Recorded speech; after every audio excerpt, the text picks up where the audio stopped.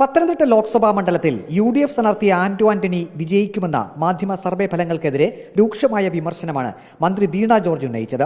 2019 ലോക്സഭാ തെരഞ്ഞെടുപ്പിൽ പത്തനംതിട്ട ലോക്സഭാ മണ്ഡലത്തിൽ NDA സ്ഥാനാർത്ഥി കെ സുരേന്ദ്രൻ വിജയിക്കാൻ സാധ്യതയുണ്ട് എന്ന രീതിയിൽ മാധ്യമ സർവേ ഫലങ്ങൾ പുറത്തു വന്നിരുന്നു.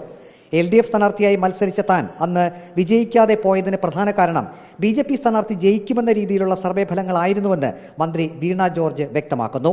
2019 സാഹചര്യം ഓർക്കുന്നു. അതായത് BJP രണ്ടാമത്, BJPയും UDFും ഇഞ്ചോടിഞ്ച്, ഏറ്റവും പുറകിൽ എത്രയോ ശതമാനം താഴെ LDF സ്ഥാനാർത്ഥി. ഒരു കാരണവശാലും LDF സ്ഥാനാർത്ഥിക്ക് എനിക്കൊന്ന് 20-21% ഒക്കെ വോട്ടാണെന്നാണ് എന്റെ ഓർമ്മ. 20% വോട്ട് LDF സ്ഥാനാർത്ഥിക്ക്.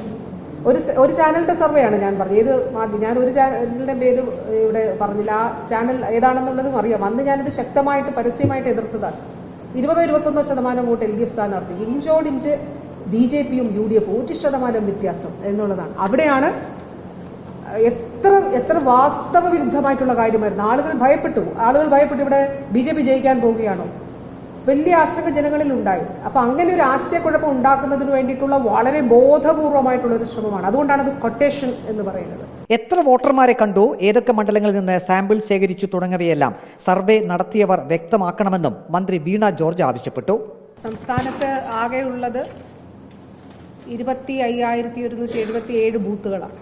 അപ്പൊ ഇന്നലത്തെ ഈ പറയുന്ന സർവേയിൽ 28,000 സാമ്പിൾ എന്ന് പറയുന്നത്. സർവേകൾ ശാസ്ത്രീയമായി നടത്താമല്ലോ, അതിനൊരു ശാസ്ത്രീയമായ അടിത്തറയുണ്ടാവും.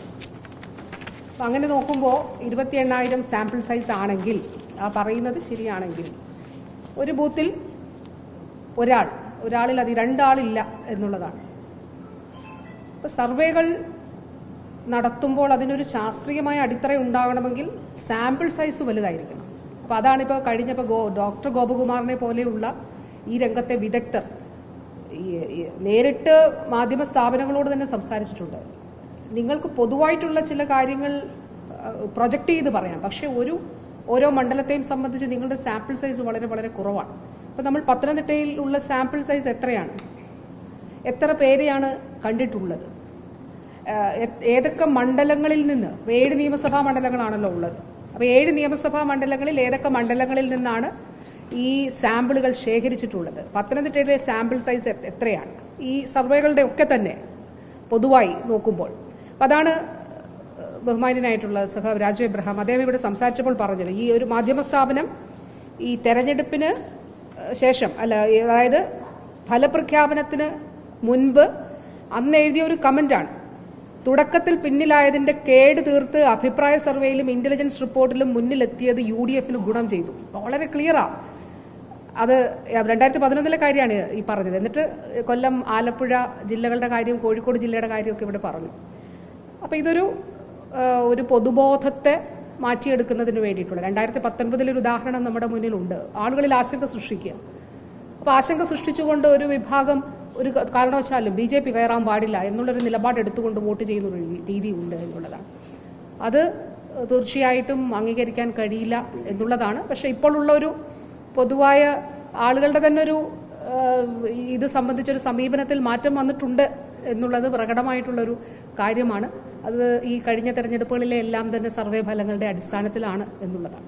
2019 LDF സ്ഥാനാർത്ഥി വീണ ജോർജ് എങ്ങനെ പരാജയപ്പെട്ടുവെന്ന് LDF പത്തനംതിട്ട ലോക്സഭാ മണ്ഡലം തെരഞ്ഞെടുപ്പ് കമ്മിറ്റി സെക്രട്ടറി രാജു എബ്രഹാം വിശദീകരിച്ചു.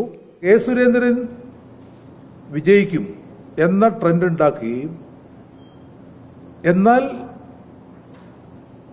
അതുണ്ടാകാൻ പാടില്ല എന്നൊരു മനോഭാവം ജനങ്ങളിൽ സൃഷ്ടിച്ചെടുക്കുകയും അങ്ങനെ സുരേന്ദ്രൻ വിജയിക്കാതിരിക്കണമെങ്കിൽ ആന്റോ ജയിക്കണം എന്നായിരുന്നു ആ സർവേ ക്രിയേറ്റ് ചെയ്ത ഒരു ആശയം. അപ്പോൾ അങ്ങനെയുള്ള സർവേകൾ വളരെ ബോധപൂർവം ഇടതുപക്ഷ സ്ഥാനാർത്ഥികളെ ലക്ഷ്യം വെച്ചുകൊണ്ടുള്ളതാണ്. തട്ടിക്കൂട്ട് സർവേകളാണ് മാധ്യമങ്ങളുടേതെന്നും ഇത് തനി കൊട്ടേഷനാണെന്നും CPIM ജില്ലാ സെക്രട്ടറി KP ഉദയഭാനുവും വിമർശിച്ചു. രാഷ്ട്രീയ ലക്ഷ്യത്തോടുകൂടി വളർന്ന ഒരു കൊട്ടേഷൻ സംഘത്തിന്റെ പ്രവർത്തനം മാത്രമേ ഉള്ളൂ. ഇത് സർവേ എന്ന് പറയാൻ പറ്റില്ല. എന്തോ സർവേ, ആരോടാ ചോദിച്ചു ഇത് പറയണം, ഞങ്ങൾ സർവേ നടത്തി നിന്റെ മാനദണ്ഡമാണ്. ഇത്രയേറെ ജനങ്ങളിൽ അസംതൃപ്തി ഉണ്ടാക്കിയ ഒരു സ്ഥാനാർത്ഥിയെ, ആ സ്ഥാനാർത്ഥിക്ക് പച്ചയായി ഇത് സർവേ അല്ല, തട്ടിക്കൂട്ട് സർവേ, പക്ഷപാതപരമായിട്ടുള്ള UDF സ്ഥാനാർത്ഥി ആന്റു ആന്റണിയെ അനുകൂലിച്ചുകൊണ്ടുള്ള മാധ്യമ സർവേ ഫലങ്ങളെ എന്തു വില കൊടുത്തും എതിർക്കാൻ തന്നെയാണ് CPIM നേതൃത്വത്തിന്റെ തീരുമാനം. LDF സ്ഥാനാർത്ഥികളെ ലക്ഷ്യം വെച്ചാണ് സർവേകളെന്നും ഇത് ജനങ്ങളെ ബോധ്യപ്പെടുത്താനുമാണ് CPIM നേതൃത്വത്തിന്റെ തീരുമാനം. Reporter Praveen Purushothaman, in reporter, Pathanamthitta.